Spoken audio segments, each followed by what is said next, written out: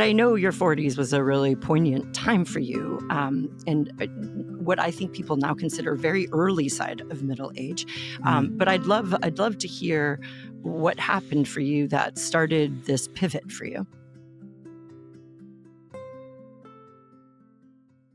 Yeah, the second half of my 40s, first half were okay, but my second half really I struggled, and I never heard of something that now is called the U curve of happiness that shows that between about 45 and 52 people hit their low point as an adult.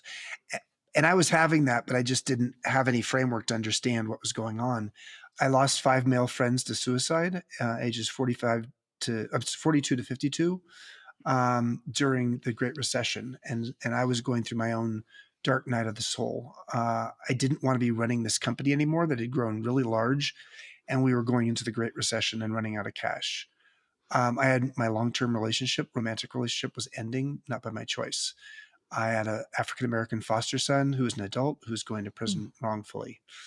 And then I had an NDE. I had a near-death experience where I gave a speech in St. Louis and was on a strong antibiotic, and I had a reaction to it.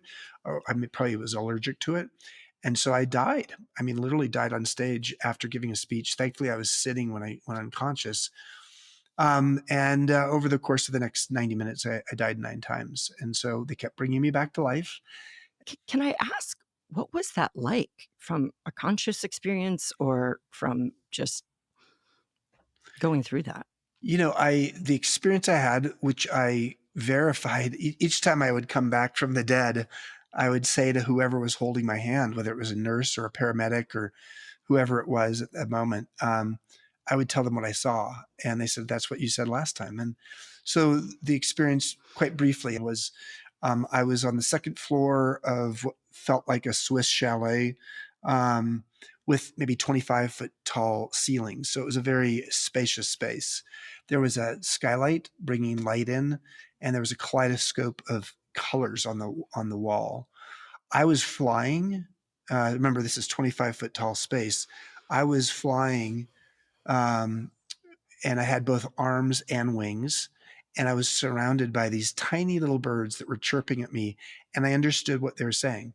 I could speak bird, um, and they were speaking to me. I was speaking back. I was wearing some slippers. One slipper said slow. The left slipper said slow. The right slipper said down. There was some very thick, tropically scented oil going across the wood floor, and just starting to go down the staircase. Um, Everything was slow motion, and full of beauty.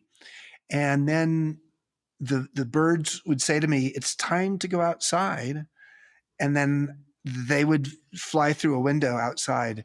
Sometimes I'd wake up at that point, but sometimes I'd start trying to fly outside, and before I got outside, I would awake, and Hmm. I'd be back, living again. So, I mean, usually the average period of time I was out was about 30 seconds, 20 to 30 Wow. seconds. So that's a lot to happen in 20 to 30 seconds. But when you come back from it, you feel like you've been out for years. So you just totally lose track of time. So that was my experience. And the way it changed me was it made me realize that I have been moving too fast to really see awe.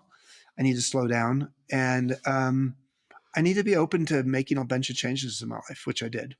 Ended up selling my company and uh, really sort of changed how I was living my life.